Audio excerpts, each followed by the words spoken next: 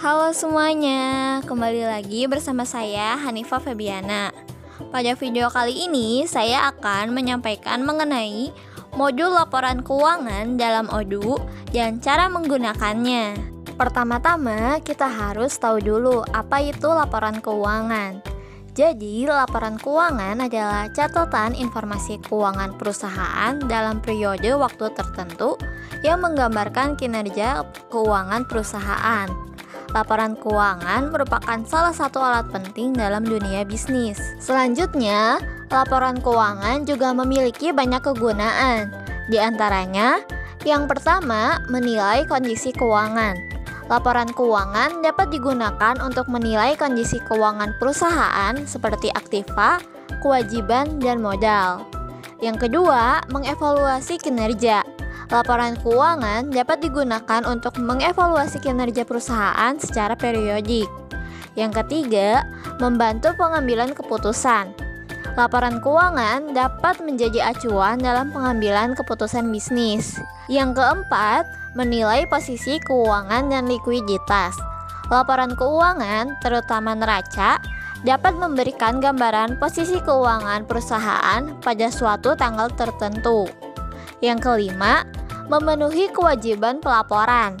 Perusahaan wajib menyajikan laporan keuangan kepada pihak eksternal seperti investor, kreditur, pemerintah, dan regulator.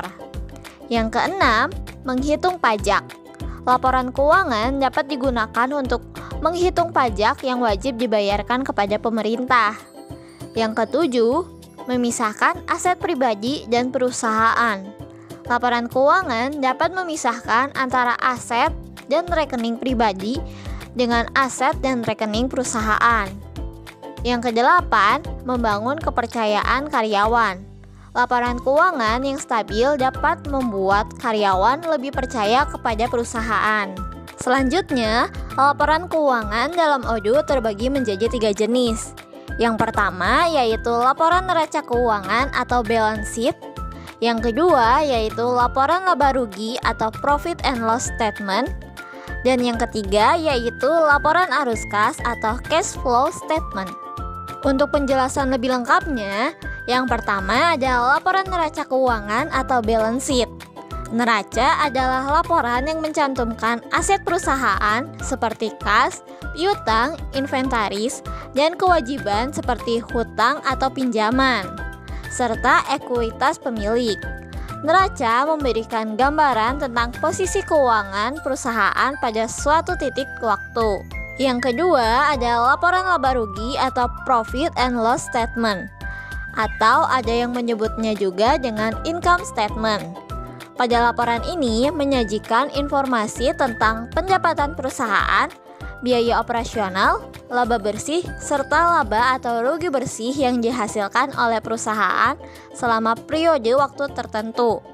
Cara ini akan membantu dalam menilai kinerja operasional perusahaan. Dan yang ketiga adalah laporan arus kas atau cash flow statement. Laporan ini melacak arus kas masuk dan keluar uang kas perusahaan selama periode waktu tertentu. Hal ini membantu dalam memahami bagaimana perusahaan mengelola arus kasnya, termasuk investasi, pendanaan, dan aktivitas operasional. Selanjutnya, kita masuk ke cara menggunakannya dalam Odoo. Sebelum itu, saya mengingatkan bahwa laporan keuangan yang tersedia di Odoo hanya balance sheet dan profit and loss statement. Begini cara untuk menggunakan balance sheet. Pertama-tama, kita masuk ke fitur accounting. Lalu pilih reporting, lalu klik balance sheet. Pada akun report, pastikan opsi ini menunjukkan balance sheet. Lalu pada target move, kita dapat memilih antara all post entries yang berarti hanya menampilkan transaksi yang telah diposting, atau all entries yang berarti menampilkan semua transaksi termasuk yang belum diposting. Kita juga dapat men-checklist kotak enable comparison jika ingin membandingkan dengan laporan periode tertentu. Selain itu, kita juga dapat men-checklist kotak display debit or credit columns jika ingin melihat kolom debit dan kredit secara terpisah.